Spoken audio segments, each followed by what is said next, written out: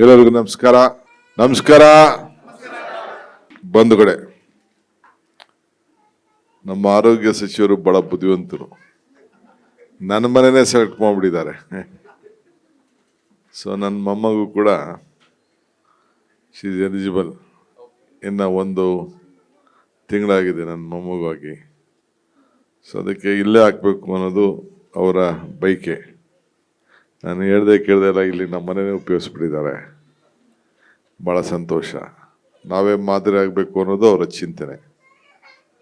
ಇವತ್ತು ನಮ್ಮ ರಾಜ್ಯದಲ್ಲಿ ನಮ್ಮ ಗೌರವಾನ್ವಿತ ಸಚಿವರಿದ್ದಾರೆ, ಖಾದರ್ ಸಾಹೇಬರು, ಎಲ್ಲ ಅಧಿಕಾರಿಗಳಿದ್ದಾರೆ, ಎಲ್ಲ ನನ್ನ ಪುಟ್ಟ ಮಕ್ಕಳಿದ್ದಾರೆ, ತಂದೆ ತಾಯಿಂದಿರೆಲ್ಲ ಬಂದಿದ್ದೀರಿ, ನಮ್ಮ ಅಧಿಕಾರಿಗಳೆಲ್ಲ ಇದ್ದೀರಿ.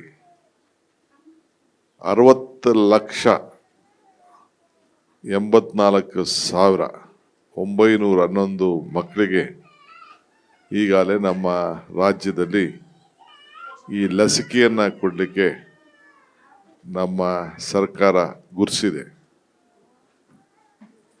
ಇಂದಿರಾ ಗಾಂಧಿಯವರ ಕಾಲದಲ್ಲಿ ಪ್ರಾರಂಭ ಆದಂಥ ಈ ಯೋಜನೆ ಯಾರು ಅಂಗವಿಕಲರ ಆಗಬಾರ್ದು ಅನ್ನೋ ಒಂದು ಏನು ಚಿಂತನೆ ಇತ್ತು. ಸೊ ರಾಜೀವ್ ಗಾಂಧಿಯವರ ಕಾಲದಲ್ಲೂ ಕೂಡ ಅದು ದೊಡ್ಡ ಅಭಿಯಾನ ರೀತಿಯಲ್ಲಿ ಪ್ರಾರಂಭವನ್ನು ಆಯಿತು. ಅದಾದಮೇಲೆ ಮನಮೋಹನ್ ಸಿಂಗ್ ಅವರ ಕಾಲದಲ್ಲಿ ಮುಕ್ತ ದೇಶ ಅಂಥೇಳಿ ಘೋಷಣೆಯನ್ನು ಮಾಡಲಾಯಿತು. ಇವತ್ತು ನಮ್ಮ ಭಾರತ ಬಲಿಷ್ಠವಾಗಿದೆ.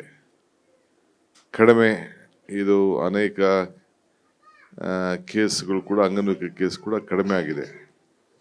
ಆದರೆ ಅಕ್ಕಪಕ್ಕ ದೇಶದಿಂದ, ನಾನು ದೇಶಗಳ ಹೆಸರನ್ನ ಹೇಳಕ್ಕೆ ಹೋಗುವುದಿಲ್ಲ, ಅಕ್ಕಪಕ್ಕ ದೇಶಗಳಿಂದ ಈ ಲಸಿಕೆ ಇಲ್ಲದೆ ಕೆಲವು ಮಕ್ಕಳಿಗೆ ತೊಂದರೆ ಆಗ್ತಾ ಇದ್ದು ಎಲ್ಲ ಗಮನಿಸಿದ್ದೇವೆ.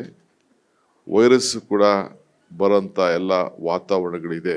ಆದ್ದರಿಂದ ನಮ್ಮ ಸರ್ಕಾರ ಮತ್ತು ಭಾರತ ಸರ್ಕಾರ ಎರಡೂ ಸೇರಿ ಇದ್ರ ಬಗ್ಗೆ ನಾವು ವ್ಯಾಪಕವಾದಂಥ ಮುನ್ನೆಚ್ಚರಿಕೆಯನ್ನು ವಹಿಸಿ ನಮ್ಮ ಮಕ್ಕಳಿಗೆ ಇವತ್ತು ನಾವು ಈ ಲಸಿಕೆಯನ್ನು, ಪೋಲಿಯೋ ಲಸಿಕೆಯನ್ನು ಹಾಕಲಿಕ್ಕೆ ನಾವೆಲ್ಲ ಮುಂದಾಗಿದ್ದೇವೆ. ಇವತ್ತು ವಿಶ್ವ ಲಸಿಕೆ ದಿನ. ಈ ದಿನದಂದು ನೀವೆಲ್ಲ ಸೇರಿ ಭಾಗಿಯಾಗಿದ್ದೀರಿ. ರಾಜ್ಯದ ಎಲ್ಲ ತಂದೆ ತಾಯಂದಿರಿಗೆ, ಎಲ್ಲರಿಗೂ ಹಿರಿಯರಿಗೆ ನಾನು ಮನವಿ ಮಾಡಿಕೊಳ್ತೇನೆ. ಈ ಸರ್ಕಾರ ಏನು ಈ ಒಂದು ಎಲ್ಲರ ನಮ್ಮ ಮಕ್ಕಳ ಭವಿಷ್ಯಕ್ಕೆ ನಾವು ಈ ಕಾರ್ಯಕ್ರಮ ರೂಪಿಸಿದ್ದೇವೆ, ಇದನ್ನು ಯಾರು ತಪ್ಪಿಸ್ಕೊಳ್ಬಾರ್ದು. 0ಯಿಂದ 5ನೇ ವರ್ಷದವರು ಕೂಡ ಇದನ್ನು ಉಪಯೋಗಿಸ್ಕೊಳ್ಳೇಬೇಕು. ಆಗ ಮುಂದಕ್ಕೆ ತೊಂದರೆ ಆಗದೇ ರೀತಿಯಲ್ಲಿ ಈ ಲಸಿಕೆಯನ್ನು ಹಾಕೊಂಡಾಗ ಮಾತ್ರ ಆರೋಗ್ಯಕರವಾದಂಥ ಕುಟುಂಬ, ಆರೋಗ್ಯಕರವಾದಂಥ ರಾಜ್ಯ, ಆರೋಗ್ಯಕರವಾದಂಥ ದೇಶ ಇದೆಲ್ಲ ಕೂಡ ಆಗ್ತದೆ. ಇಲ್ಲಿ ನನಗೆ ಮಾಹಿತಿ ಪ್ರಕಾರ ಈಗಾಗಲೇ ಸುಮಾರು 3,676 ಬೂತ್ಗಳನ್ನು, 36,600 ಚಿಲ್ಲರೆ 86 ಬೂತ್ಗಳು ಇದೆ. ಸೊ ಸಂಚಾರಿ ತಂಡ 988 ಇದೆ. ಟ್ರಾನಿಕ್ಸ್ ಪಾಯಿಂಟು 2,125 ಇದೆ. ನಮ್ಮ ಲಸಿಕೆ ಕಾರ್ಯಕರ್ತರು 1,14,213 ತಂಡ ಇದೆ. ಸುಮಾರು 7,000ಕ್ಕೂ ಹೆಚ್ಚು ನಮ್ಮ ಲಸಿಕೆ ಕಾರ್ಯಕರ್ತರು ಕೆಲಸವನ್ನು ಮಾಡ್ತಾ ಇದ್ದಾರೆ. ಅವರೆಲ್ಲರೂ ಕೂಡ ಈ ಸಂದರ್ಭದಲ್ಲಿ ಅನೇಕ NGOs ಕೂಡ ಮುಂದಕ್ಕೆ ಬಂದಿದೆ. ನಮ್ಮ ಆರೋಗ್ಯ ಇಲಾಖೆಯ ಅಧಿಕಾರಿಗಳು ಕೂಡ ಭಾಳ ದೊಡ್ಡ ಮಟ್ಟದಲ್ಲಿ ಇವತ್ತು ಈ ಅಭಿಯಾನಕ್ಕೆ ಪಾಲ್ಗೊಂಡಿದ್ದಾರೆ. ಇದೊಂದು ದೇಶದ ಸೇವೆ, ನಮ್ಮ ಮಕ್ಕಳ ಭವಿಷ್ಯ. ಸೊ ನಾನು ಸರ್ಕಾರದ ವತಿಯಿಂದ ನಮ್ಮ ಈ ಕೆಲವು NGOs ಮತ್ತು ನಮ್ಮ ಇಲಾಖೆಗೆ ಸಂಬಂಧಪಟ್ಟಂಥ ಎಲ್ಲ ಅಧಿಕಾರಿಗಳು ಈ ಒಂದು ಭವ್ಯವಾದಂಥ ಈ ಮಕ್ಕಳ ಭವಿಷ್ಯವನ್ನು ರೂಪಿಸಲಿಕ್ಕೆ, ಆರೋಗ್ಯಕರವಾದಂಥ ಭಾರತವನ್ನು ನಿರ್ಮಾಣ ಮಾಡಲಿಕ್ಕೆ ಯಾರೆಲ್ಲ ಸಹಕಾರ ಕೊಡ್ತಾ ಇದ್ದೀರಿ, ನಾನು ಮತ್ತು ನಮ್ಮ ಸರ್ಕಾರ ಏನು ನಮ್ಮ ಖಾದರ್ ಸಾಹೇಬ್ರವರ ನೇತೃತ್ವದಲ್ಲಿ ಈ ಕಾರ್ಯಕ್ರಮ ನಡೀತಾ ಇದೆ, ಅವ್ರಿಗೆ ತುಂಬು ಹೃದಯದ ಶುಭವನ್ನು ಹಾರೈಸ್ತೇನೆ. ಯಶಸ್ಸನ್ನು ಹಾರ್ತಾ ಇದ್ದೇನೆ. ಅಲ್ವಾ? ಮತ್ತು ಮಕ್ಕಳು ಕೂಡ ಈ ಸಂದರ್ಭದಲ್ಲಿ ಅದು ಆರೋಗ್ಯಕರವಾಗಿಡಬೇಕು. ತಮಗೆಲ್ಲ ಗೊತ್ತಿದೆ, ಇಡೀ ನಮ್ಮ ಭಾರತದಲ್ಲಿ ನಮ್ಮ ಆರೋಗ್ಯ ಇಲಾಖೆ ಒಂದು ದೊಡ್ಡ ರೆವಲ್ಯೂಷನ್. ನಾವಿರ್ಬೋದು, ಮೆಡಿಕಲ್ ಎಜುಕೇಷನ್ ಇಲಾಖೆ ಎರಡು ಸೇರಿ ಇದೊಂದು ದೊಡ್ಡ ಕ್ರಾಂತಿಕಾರಿ. ಇಡೀ ನಮ್ಮ ಭಾರತದಲ್ಲೇ ಕರ್ನಾಟಕ ರಾಜ್ಯದ ಹೆಲ್ತ್ ಟೂರಿಸಂ ಭಾಳ ಹೆಚ್ಚಿಗೆ ಇದೆ. ಹೊರಗಡೆ ದೇಶದಿಂದ ಹೋಗಿ ಅಲ್ಲಿ ಆಪರೇಷನ್ ಮಾಡಿಸ್ಕೊತಿದ್ದವರೆಲ್ಲ ಕರ್ನಾಟಕಕ್ಕೆ ಹೋದರೆ ನಮಗೆ ಆದಷ್ಟು ಜಲ್ದಿ ನಮಗೆ ಅಟೆನ್ಷನ್ ಸಿಗ್ತದೆ, ನಮ್ಮ ಆರೋಗ್ಯವನ್ನು ಕಾಪಾಡ್ತಾರೆ, ಆದಷ್ಟು ಕಡಿಮೆ ಹಣದಲ್ಲಿ ಕೂಡ ನಮ್ಮ ಆರೋಗ್ಯ ಸುರಕ್ಷಿತವಾಗಿರ್ತದೆ ಅಂತೇಳಿ ಇವತ್ತು ಬರೀ ಆರೋಗ್ಯಕ್ಕೋಸ್ಕರನೇ ಇವತ್ತು ನಮ್ಮ ರಾಜ್ಯಕ್ಕೆ ಬರ್ತಾ ಇದ್ದಾರೆ. ಇಡೀ ಭಾರತದಲ್ಲೇ ನಮ್ಮಲ್ಲಿರುವಂಥ ಶಕ್ತಿ 1 ಕೋಟಿ ಸುಮಾರು, ನಾನು ಡಾಕ್ಟರ್ಸ್ ಹೇಳಬೇಕಾದ್ರೆ 13,940 ಜನ ಡಾಕ್ಟರ್ಸ್ನ ಪ್ರತಿ ವರ್ಷ ನಾವು ತಯಾರು ಮಾಡ್ತಾ ಇದ್ದೇವೆ. ಬರೀ ಡಾಕ್ಟರ್ಸ್ನ ತಯಾರು ಮಾಡ್ತಾ ಇದ್ದೇವೆ.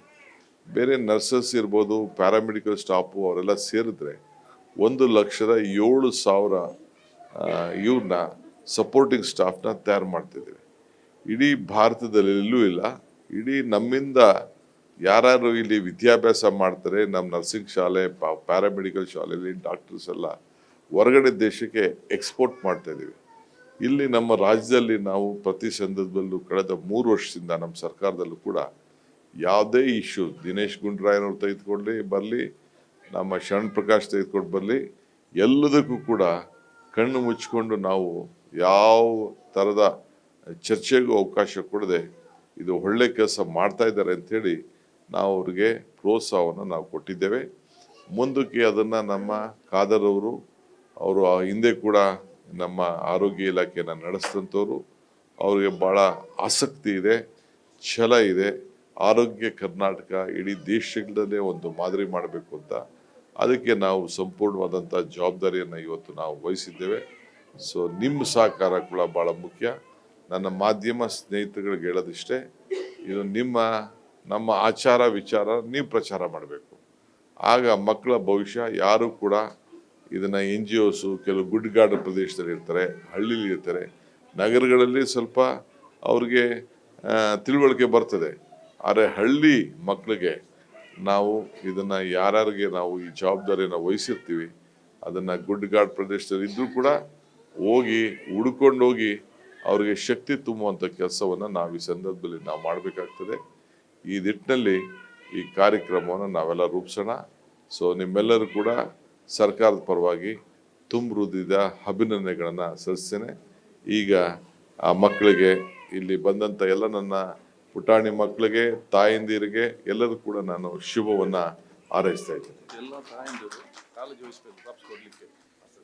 ಎಲ್ಲ ತಾಯಂದಿರು ಕೂಡ ಇವತ್ತು ಈ ಒಂದು ಲಸಿಕೆಯನ್ನು ಕೊಡಲಿಕ್ಕೆ ತಾವೆಲ್ಲ ಮುಂದಾಗಬೇಕು, ಕೊಡಿಸ್ಬೇಕು. ನೀವೇ ಜವಾಬ್ದಾರಿಯನ್ನು ತೆಗೆದುಕೊಳ್ಬೇಕು. ನಿಮ್ಮ ಮಕ್ಕಳ ಭವಿಷ್ಯ ದೇಶದ ಭವಿಷ್ಯ, ನಿಮ್ಮ ಮಕ್ಕಳ ಭವಿಷ್ಯ ರಾಜ್ಯದ ಭವಿಷ್ಯ.